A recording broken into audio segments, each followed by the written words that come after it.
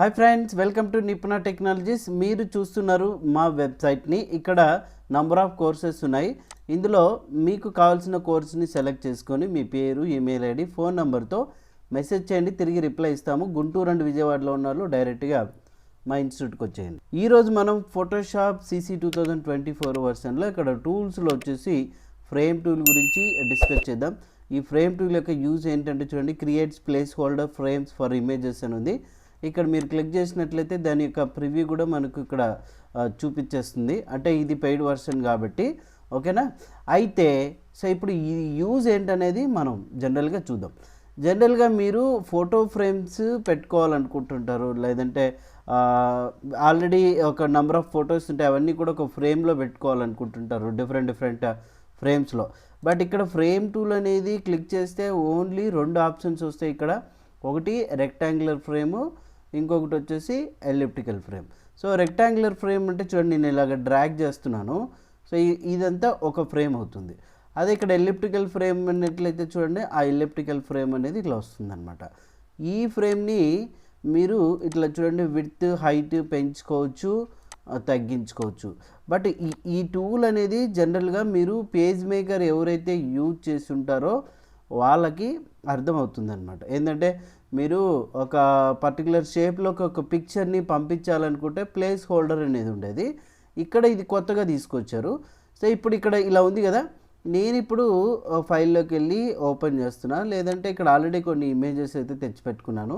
Okay, అయితే ఇప్పుడు ఈ ఫ్రేమ్లోకి సో ఇక్కడ ఉన్నటువంటి ఇమేజ్ని మనం లాగాలనుకుంటే ఇప్పుడు డైరెక్ట్గా సో మౌస్ చూడండి ఇక్కడ తీసుకొచ్చి ఈ విధంగా డ్రాగ్ చేస్తున్నా.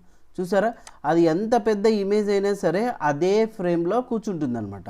ఇప్పుడు ఈ పర్టికులర్ ఇమేజ్కి సైజు పెంచాలా తగ్గించాలనుకుంటే ఎడిట్లోకి వెళ్ళి ఫ్రీ ట్రాన్స్ఫార్మ్ Ctrl+T వాడినట్లయితే సో మీరు ఆ పర్టికులర్గా చూడండి ఆ ఫ్రేమ్కి తగ్గట్టుగా సైజ్ అనేది ఇట్లాగా అడ్జస్ట్ చేసుకోవచ్చు అన్నట్టు, ఎంతైతే అవసరమో అంత. ఎంటర్ ప్రెస్ చేస్తే చూడండి ఆ ఫ్రేమ్లో ఉండిపోతుంది మీకు ఇలా, రైట్. ఇప్పుడు మూవ్ చేస్తే ఈ విధంగా మూవ్ అవుతుంది. తర్వాత మీరు ఎప్పుడైనా సరే ఇక్కడ ఫ్రేమ్ సపరేట్ ఉంటుంది, తర్వాత ఇక్కడ చూడండి లేయర్లో మీరు గమనించినట్లయితే సో ఇక్కడ ఫోటో సపరేట్ ఉంటుంది. ఇప్పుడు ఇక్కడ క్లిక్ చేసి మీరు ఎడిట్లోకి వెళ్ళి ఫ్రీ ట్రాన్స్ఫార్మ్ అంటే అదొక్కటే సెలెక్ట్ అవుతుంది, అవునా. సో ఇప్పుడు చూడండి ఫ్రేమ్ ఇట్లా మూవ్ అవుతుందా. అదే ఒకవేళ నేను ఇప్పుడు క్లిక్ చేశాను అనుకోండి, ఇక్కడ ఎడిట్లోకి వెళ్ళి సో మీరు నేరుగా ఫ్రీ ట్రాన్స్ఫార్మ్ ఉపయోగిస్తున్నట్లయితే చూడండి ఆ ఫ్రేమ్ సెలెక్ట్ అవుతుంది. ఎంత సైజు కావాలనుకుంటే అంత సైజు పెట్టుకోవచ్చు. ఇక్కడ ఇండివిజువల్గా సెలెక్ట్ చేసుకోవచ్చు అనమాట.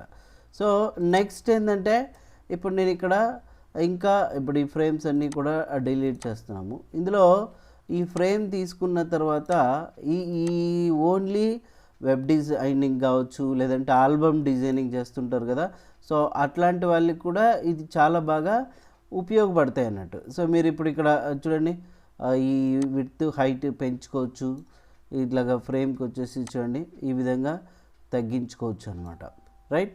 సో ఇప్పుడు ఈ ఎడ్జ్లో ఎగ్జాక్ట్గా ఆ పిక్చర్ని మీరు ఆల్రెడీ మీ దగ్గర ఉన్నటువంటి సో పిక్చర్ని ప్లేస్ చేయొచ్చు, లేదంటే ఇక్కడ ఉన్నటువంటి ఇమేజ్ ఏదైతే ఉందో నేరుగా ఆ ఇమేజ్ని తీసుకెళ్ళి ఇక్కడ ప్లేస్ చేయొచ్చు అనమాట. చూసారా, చూడండి ఇప్పుడు ఇలాగ వచ్చింది కదా. మనం ఏం చేయాలంటే ఈ ఇమేజ్ని ఇక్కడ ఈ ఫ్రేమ్లోకి డ్రాగ్ చేస్తే చూడండి కరెక్ట్గా వచ్చేస్తుంది, సెట్ అవుతుంది. సో ఇప్పుడు మరి ఎడిట్లోకి వెళ్ళి అగైన్ మీరు ఫ్రీ ట్రాన్స్ఫార్మ్ ఉపయోగించుకొని ఇట్లా ఫ్రేమ్ టూల్ అనేది ఉపయోగించుకోవచ్చు అనమాట. సో ఒక ఫ్రేమ్ టూల్ అనేది ఏంటంటే ఒక పర్టికులర్ ఏరియాని లేదంటే ఒక పర్టికులర్ షేప్ని మీకు నచ్చినట్టుగా సెట్ చేసుకోవచ్చు. బట్ ఆ ఫ్రేమ్కి ఇక్కడ మీరు ప్రాపర్టీస్లోకి వచ్చినట్లయితే చూడండి, సో ఫ్రేమ్కి కలర్ కూడా పెట్టుకోవచ్చు. సో ఒకవేళ మీరు బార్డర్కి ఫ్రేమ్ కలర్ పెట్టుకోవాలనుకుంటే పెట్టుకోవచ్చు, స్ట్రోక్ వద్దనుకుంటే తీసేయచ్చు. అది కూడా స్ట్రోక్ వచ్చేసి చూడండి ఇప్పుడు నేను ఇలాగ పెట్టుకుంటున్నాను, చూసారా. ఇక్కడ స్ట్రోక్ ఎంత కావాలనుకుంటే అంత స్ట్రోక్ సెట్ చేసుకోవచ్చు అవసరం ఉందనుకుంటే. ఇట్లా మళ్ళీ ఇక్కడ ఈ స్ట్రోక్లో చూడండి మీరు గమనించినట్లయితే ఇందులో సెంటర్లో ఉండాలా, అవుట్ సైడ్ ఉండాలా, ఆ లైన్ ఇన్సైడ్ ఉండాలా, ఇదంతా కూడా సెట్ చేసుకోవచ్చు. ఓకే, ఈ ఫ్రేమ్ అనేది చూడండి ఇక్కడ విడ్త్ హైట్ ఈ విధంగా ఉంటుందన్నమాట.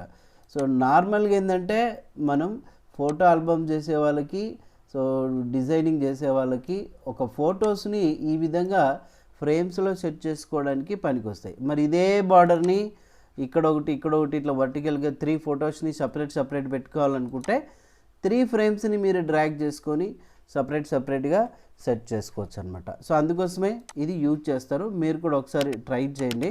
ఓకే, మరి ఈ వీడియో నచ్చినట్లయితే లైక్ చేయండి, షేర్ చేయండి, కామెంట్ ఇవ్వండి. Thank you.